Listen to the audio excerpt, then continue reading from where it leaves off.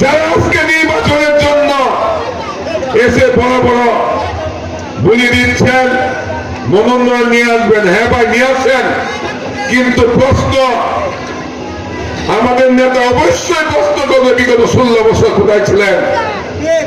কোন কোন উপজেলায় বিগত 18 সালে নির্বাচনে অংশগ্রহণ করেছিল বাংলাদেশ জাতীয়তাবাদী দল, সেই নির্বাচনে যারা মনোনয়ন পেয়েছিলেন তারা সেদিন আমাদেরকে নির্বাচন করিয়ে আমাকে কসবায় নিয়ে গিয়েছিল। সেদিন আপনি কোথায় ছিলেন?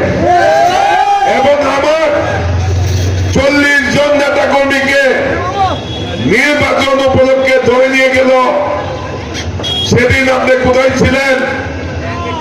জনগণ, হোসেনপুরের মানুষ আপনাদের কাছে জানতে চায়, আজকে মনোনয়ন নিয়ে আসলে কি নির্বাচন হয়ে যাবে? আপনি কি মনে করেন এত সহজ? এত সহজ নয়।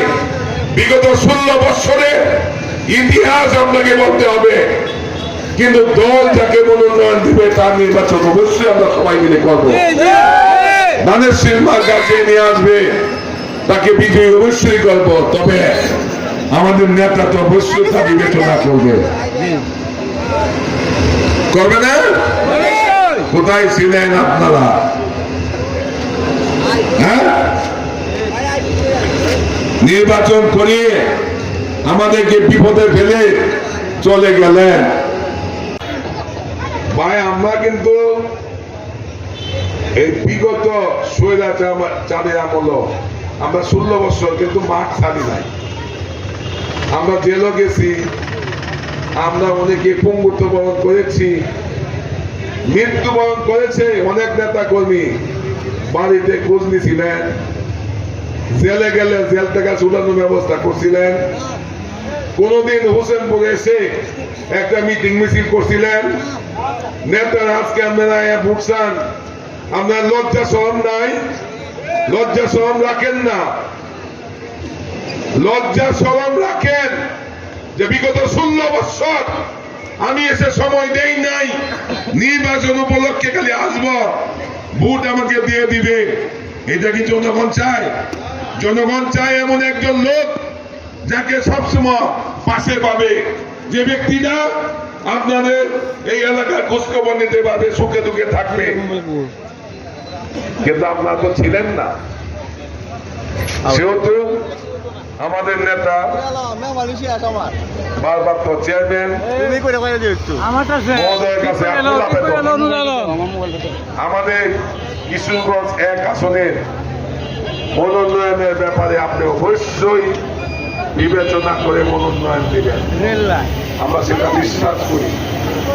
এই কারণে মনোনয়ন আপনি স্থগিত করেছেন।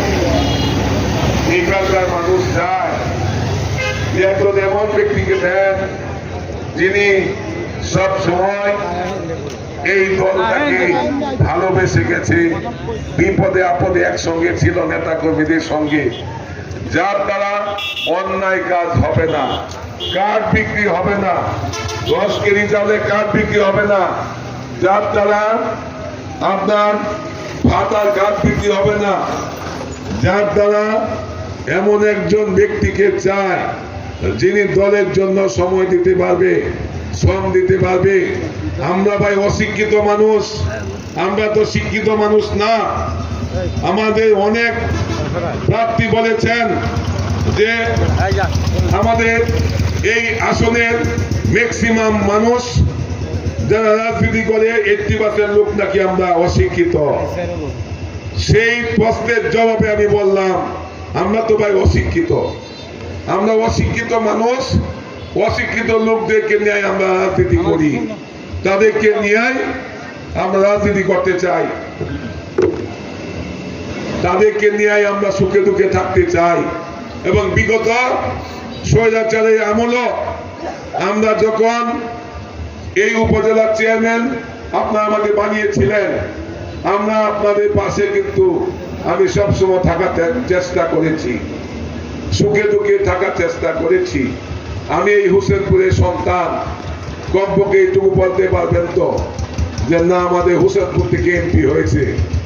যেরকম এই হোসেনপুরে স্বাধীনতার পর একজন এমপি হয়েছিলেন, তিনি হল আসাদুজ্জামান খান সাহেব, আওয়ামী লীগ থেকে। এছাড়া আমাদের কোন দলীয় এমপি আদৌ পর্যন্ত হোসেনপুর থেকে হইতে পারে নাই। আপনারা কি চান না? আমার জন্য দোয়া করবেন না? আমি এখন শুধু আপনাদের কাছে দোয়া চাই।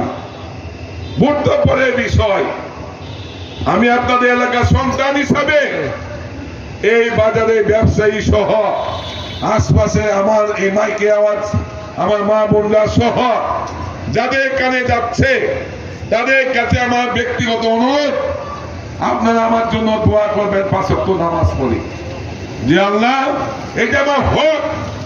কারণ আমি সাহেবুল বন্দি, আমরা সবসময় এক হয়ে আমরা সবসময় চলি নাই, সবসময় আমরা মনে করছি আপনাদের এই বন্দি থেকে যখন আমাদের এই আখতারুজ্জামান ভূঁইয়া চাচা নির্বাচন করেছিল উপজেলা, আমরা সাহেববাসী কিন্তু সব ভোট আমরা আপনাকে দিয়ে দিয়েছিলাম।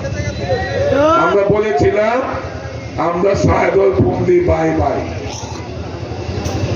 এইটা আমরা ভেবে আপনার সন্তান আর হোসেনপুরের সন্তান হিসাবে অবশ্যই সকলের কাছে আমার দাবি, আপনারা আমাকে এই জাতীয় সংসদ নির্বাচনে আল্লাহ রাব্বুল আলামিনের রহমতে আমাদের নেতা তারেক রহমান সাহেবের মনে যাতে মহব্বত নাজিল হয় আমার প্রতি, যে এই হোসেনপুরে এই ছেলেটাকে দেওয়া দরকার। তিনি এই দুর্দিনে, যে ছেলেটা দুর্দিনে বিএনপির পাশে ছিল, যে ছেলেটা এই দুর্দিনে এই আন্দোলন সংগ্রামে ঝাঁপিয়ে ছিল, যিনি নেতা কর্মীদেরকে গ্রেফতার করলে তিনি ঝাঁপিয়ে পড়েছিলেন, কিভাবে জেল থেকে ছুটি আনবে তার পরিবারে খোঁজ নিয়েছিলেন, সেই ছেলেটাকে আপনারা অবশ্যই মনোনীত করবেন। আর কিছু সংখ্যক দালাল যারা আমাদের নাম বিক্রি করে চলেন, সেই সব দালালরা সবসময় দালালি করে চলছে। যদি কিশোরগঞ্জ থেকে 6 জন প্রার্থী থাকলে তার ভাই যদি 6টা থাকতো, তাহলে 6 জন 6 দিকে গেল। এটাই চলছে, আমি দেখছি কিশোরগঞ্জে দেখি না মিটিং মিছিল হয়, এই ছোট ভাই গেছে এক পক্ষে, হ্যাঁ গেছে এক পক্ষে, এর আরেক ভাই গেছে আরেক পক্ষে। টিকটকে একটা ইয়া দেখায়, একজন করে এই দল, হ্যাঁ সেই ক্ষমতা তো আইব, তারাও এটার মধ্যে আছে। কিন্তু না ভাই, হোসেনপুরের সন্তান হিসেবে হক আছে, হকের মাপ কিন্তু আল্লাহ দিবেন না, হকের মাপ আল্লাহ দিবে না। আমার হক আছে আপনাদের কাছে, কারণ আপনার বাড়ির সন্তান একমাত্র আমি, আপনার ঘরের সন্তান একমাত্র আমি। আপনারা জেনে নিবেন আমি কি আসলে মিথ্যা বলছি কিনা। হকের মাপ আল্লাহ দিবে, কখনো দিবে না। এই হোসেনপুরের সন্তান হিসেবে আপনার কাছে হক আছে না? আমার হক আছে, সকলের কাছে হক আছে। আপনার বাড়ি আপনি আগে নিজে খান, এরপর আপনার বাড়ি আশপাশে খাওয়ান, এরপরে আপনার একটু দূরে খাওয়ান, এটাই তো নিয়ম।